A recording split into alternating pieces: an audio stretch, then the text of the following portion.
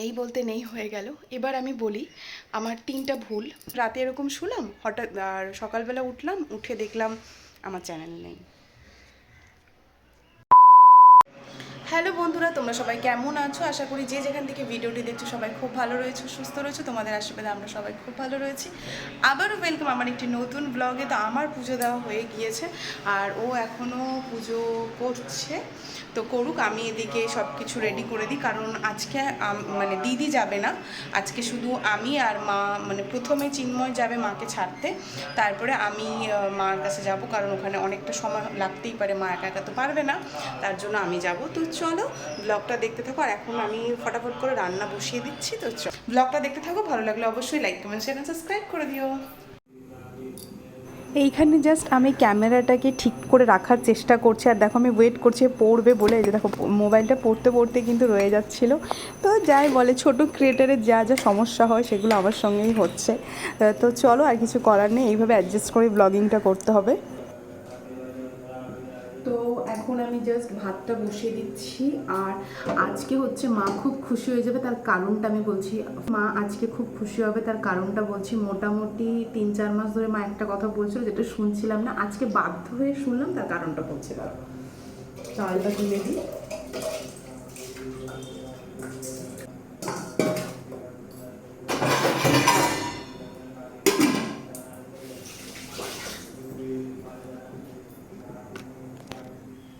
তো মার খুশি হওয়ার কারণ হচ্ছে এই যে, তার কারণ হচ্ছে মা আমাকে বেশ কয়েকদিন ধরে বলছিল গামলায় কেন ভাত বসাস, গামলায় কেন ভাত বসাস। আর আমি মাকে বুঝিয়ে উঠতে পারি না যে আমাদের তো মানে অল্প চাল, তো আমাদের ওই গামলাতে হয়ে যায়, তাও বেশি হয়। তো আজকে এটাতে বসিয়ে দিয়েছি, কারণ ওই দিন দিদিকে ওই গামলা করে আমি ওকে আর কি সবজিটা দিয়েছিলাম। আর মার কথা অনুযায়ী যে গামলাতে ভাত করলে ভালো নয়, আর হাঁড়িতে করলে শ্রীবৃদ্ধি হয়। তো যাই হোক, আজকের থেকে ভাবছি যে হাঁড়িতেই এখন থেকে করব। তো এই যে ব্রেড নিয়ে চলে এসেছি, ওর ব্রেকফাস্টটা রেডি করে দিই, কারণ খেয়ে দিয়ে চলে যাবে। তারপরে আমি রান্না ঠান্না করবো, তারপর আবার যেতে হবে যেহেতু মেডিকেলে। তো চল, তো এখানে আমি ব্রেকফাস্টটা রেডি করে নিচ্ছি ফটাফট করে, কারণ টাইমের অভাব তো তোমরা সবাই জানো, আজকে একটু টাইমের অভাব রয়েছে। তো আমি ব্রেকফাস্টে আজকে এটা করেছি, আর ডিম ভাজাটাও করে নিচ্ছিলাম হালকা করে। আর আমি না এইটাকে একবারে করতেই পছন্দ করি, তারপর আমি ভাগ করে নিই। এইভাবে পুরো গোলটা করতে আমার সুবিধা হয়, একটু সময় লাগে ঠিকই, বাট আমার হয়ে যায়।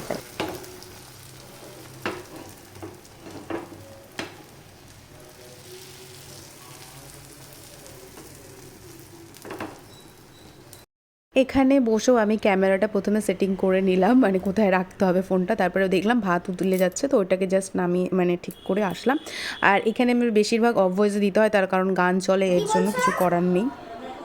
হ্যাঁ উঠাই ওটাকে একটু মুছে দুপুরের খাবারটা দিয়ে দাও। তো ও হচ্ছে রেডি হচ্ছে, মানে পুজো টুজো মোটামুটি কমপ্লিট। আমি জানি না কেন কথা বলছি, কারণ এগুলো আমাকে অফ ভয়েসে দিতে হবে, তার কারণ ওখানে গান চলছে। এই যে আর এখানে যেটা পড়ে গেছিলো, তো জাস্ট এই উল্টে দিলাম। তো এই দুটো ওর, এই দুটো আমার। আমার জ্যাম ভালো লাগে না, শশা রয়েছে আর ডিম দিয়ে। হ্যাঁ হ্যাঁ, তুমি অনেক টাইম মতন উঠছো। তো এই যে রেডি, তো এটা নিয়ে যাব আর ওকে। তো চলো, এটা মানে গান চলছে, আমি কি আর ব্লগ করব। তো এখানে আমাদের একটু ঝগড়া লেগে গিয়েছিল, কারণ ও গান চালিয়ে রেখেছিল বলে। আর আমি ওকে বলি যে সকালে গান চালিও না, কিন্তু ওর এটা অভ্যাস, গান না চালিয়ে ও পুজো টুজো দিতে পারে না। তো যাই হোক, কিছু করার নেই। রান্না কমপ্লিট হয়ে গেছে, ঝোলটা জাস্ট ফুটছে, আর আমি এখন রেডি হব তাড়াতাড়ি করে, কারণ অলরেডি 9:30 বাজে। এবার ও চলে আসবে, ওর ভাতটা সব রেডি করে দিয়েছি। তো চলো।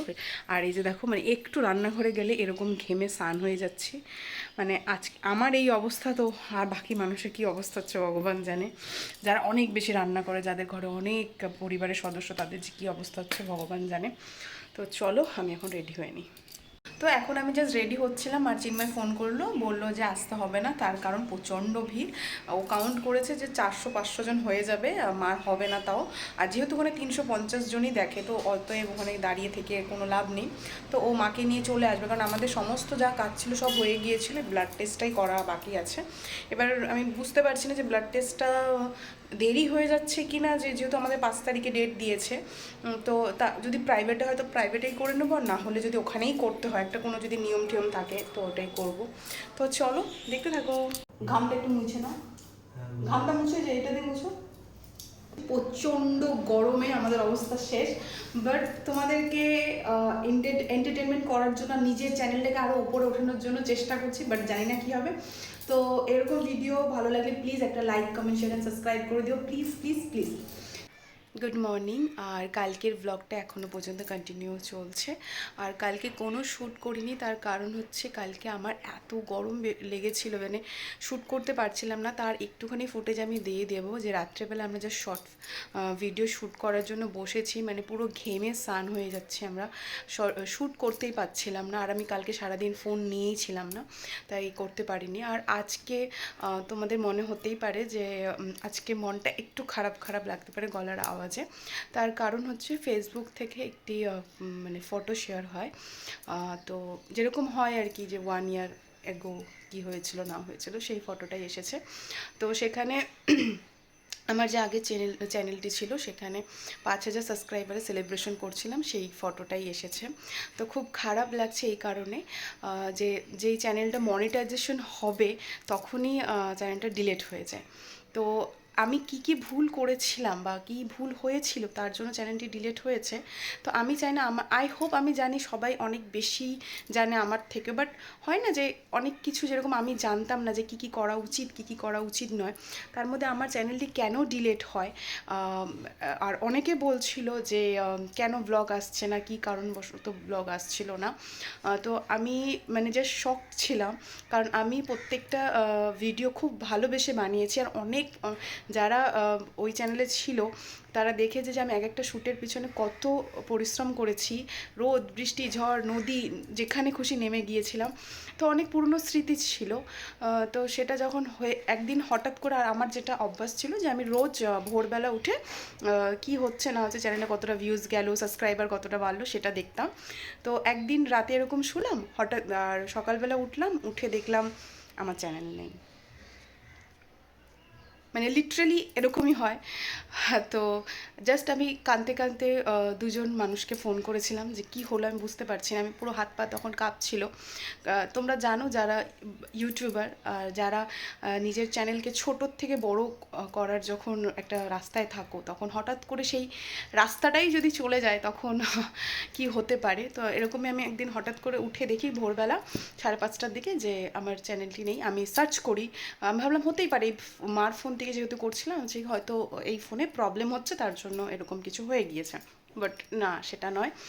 বাবার ফোন থেকে করলাম, তারপর কাঁদতে কাঁদতে চিন্ময়কে ফোন করলাম যে আমি বুঝতে পারছি না। ও বললো দাঁড়া আমি দেখছি। ও দেখছে যে চ্যানেলটি আর নেই। তো নেই বলতে নেই হয়ে গেল। এবার আমি বলি আমার 3টা ভুল, সেই 3টা ভুলের জন্য চ্যানেলটা ডিলিট হয়। আর আমি একটু ইমোশনাল হয়ে যাচ্ছি, জানি এটা হওয়া উচিত নয়, যা হওয়ার হয়ে গিয়েছে, অলরেডি 1 ইয়ার হয়েই গিয়েছে ব্যাপারটাই হোক। তো যেটা হয়েছিল সেটা হচ্ছে যে যারা শিলিগুড়িতে থাকো তারা তো জানোই যে আমাদের দুর্গাপূজায় অনেক ধরনের প্যান্ডেল হয়। তো সেখানে গিয়েছিলাম, সেখানে কিছু মডেল বানিয়েছিল। তো সেখানে কিছু বাচ্চার মডেল বানানো হয়েছিল। তো সেই বাচ্চাটা ন্যাকেট অবস্থায় ছিল। তো আমি তো জানতাম না, আমি ব্লগিং করছিলাম, ব্লগিং করতে করতে জাস্ট ওইভাবে ভিডিও করে নিয়েছি। আর ওইটা জানি না যারা চেক করে তারা হয়তো বুঝতে পারেনি যে ওটা একটা পুতুল ছিল, ওটা কোনো মানুষ ছিল না। 1 নম্বর ভুল। সেকেন্ড ভুল, যেদিন ইন্ডিয়া পাকিস্তান বা ইন্ডিয়া ফাইনালের খেলা ছিল, হ্যাঁ ইন্ডিয়া অস্ট্রেলিয়া যে ফাইনাল খেলাটা ছিল সেটার ব্লগ বানিয়েছিলাম আমি একটা। তো সেখানে জাস্ট আমি দেখাচ্ছিলাম আমার বাবা খেলাটা দেখছে। মিথ্যা কথা বলবো না, হার্ডলি 1 থেকে 2 মিনিটও নয়, মানে 1 মিনিটেরও খুব কম হবে ফুটেজটা, যে টিভিতে যে চলছে সেটা, মানে বাবা এখানে টিভিটা অপোজিটে রয়েছে, আমি দেখাচ্ছি ব্লগে যে দেখো বাবা কি টেনশন করছে খেলায় হারছে বলে। ওই BBCI না কি যেটাই বলো, তো সেখান থেকে স্ট্রাইক দিয়েছিল। আর ওই ন্যাকেডের ওইটা। আর একটা যেটা ভিডিও বানিয়েছিলাম সেটা হচ্ছে যে ভাগনাকে নিয়ে ভিডিও বানিয়েছিলাম। আর সত্যি তখন আমি জানতাম না যে ভাগনাকে স্নান করাচ্ছিলাম, তো ভাগনার প্রাইভেট পার্টটা দেখা গিয়েছিল। আর আমি সত্যি বলছি অন গড, আমি এই বিষয়টা জানতাম না যে বাচ্চাদের প্রাইভেট পার্ট দেখানো যায় না। তার এই 3টা প্রধানত এই 3টা মানে কারণেই আমার ভিডিও ডিলিট হয়ে যায়, মানে সরি আমার চ্যানেল ডিলিট হয়ে যায়। তো আর এই কারণবশত ওই চ্যানেলে যারা যারা তোমরা দেখেছিলে তারা তো জানোই যে ওখানে মা বাবা সবাই ইনভলভ ছিল, কিন্তু আমরা অনেক অনেক চেষ্টা করেছিলাম, চ্যানেলটা পেছনে খেটেছিলাম পুরো ফ্যামিলি। তো এই জন্য এইবার কিন্তু আমার বাবা এটাতে কোনো রকম সাপোর্ট করছে না। মানে আমি যেটা প্রমিস করেছিলাম তোমাদেরকে যে 100 সাবস্ক্রাইবার হলে আমি গোল্ডেনের যা ব্যাপারটা ছিল যা যা সেটা আমি তোমাদের সঙ্গে বাবাকে বসেই বলবো যে কত কি দাম, কোথায় কি গেলে সুবিধা হবে। তো সেটা বাবা একদম রাজি হচ্ছে না। আমি চেষ্টা করছি এখন, এর জন্যই ব্লগটা দিচ্ছি না। তো এই সব কারণের জন্যই আমার ওই চ্যানেলটি ডিলিট হয়ে যায়। যারা নতুনরা আছো প্লিজ তারা এরকম ভুল করো না। একদম মনিটাইজেশন অন হওয়ার আগ দিয়ে আমার কিন্তু চ্যানেলটা ডিলিট হয়। মানে জাস্ট আর একটা ভিডিও দিলেই কিন্তু আমার মনিটাইজেশন হয়ে যাবে, কারণ আমি তো ওয়াচ টাইমটা দেখতে পাচ্ছিলাম। আর 1000 সাবস্ক্রাইবার আমার অনেক আগেই হয়ে গিয়েছিল। তো এই মনিটাইজেশন হওয়ার আগে যখন তোমার চ্যানেল ডিলিট হবে সেটা যে কি কষ্টের, মানে এটা নয় যে টাকার জন্য কষ্ট হচ্ছে, সেটা নয়, একদমই নয়, টাকার জন্য নয়। ওটা যে কী ছিল, কী ফিলিং সেটা আমি জানি না। আর আমি বুঝতে পেরেছি বা আমাকে এখন আমি যতটুকু ব্যাপার জানি ইউটিউবে যে কী করা যায় কী করা যায় না, আমার একটা ফ্রেন্ড রয়েছে মিল্টন, সেও একজন ইউটিউবার, চাইলে তোমরা তার চ্যানেলটিকে সাবস্ক্রাইব করতে পারো। সে আমাকে কিন্তু বলেছিল যে এইগুলো কারণেই তোমার হয়েছে। তো আজকে যতটুকু আমি জানি ওর জন্য।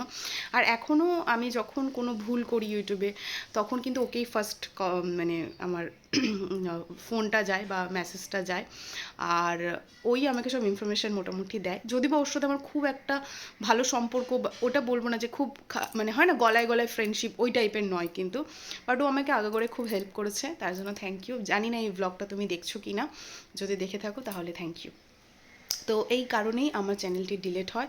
আর আজকে 5000 সাবস্ক্রাইবার আমি আগের বছর সেলিব্রেশন করছিলাম, সেই ফটোটা আসছে বলে আমি, যেহেতু অনেকেই আমাকে জিজ্ঞাসা করেছিল যে ওই চ্যানেলটা কী হলো না হলো, তো আমি কোনোদিনও বলিনি, তো আজকে বলে দিলাম।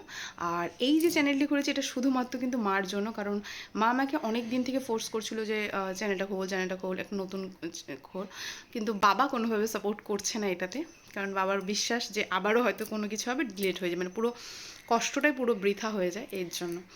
তো চলো আজকে ভিডিওটি এখানে শেষ করছি। ভালো লাগলে অবশ্যই like comment share and subscribe করে দিও। আর আমার মতো যদি আমার নিজস্ব এক্সপিরিয়েন্সটা তোমাদের সঙ্গে শেয়ার করলাম, যদি কাজে লাগে কারো একজনেরও যদি কাজে লাগে, তাও আমি নিজেকে বলবো যে চলো আমার যেটা ক্ষতি হয়েছে তোমাদের যেন না হোক, এটাই আমি চাইবো। তো চলো টাটা বাই বাই, দেখা হচ্ছে নেক্সট ভিডিওতে।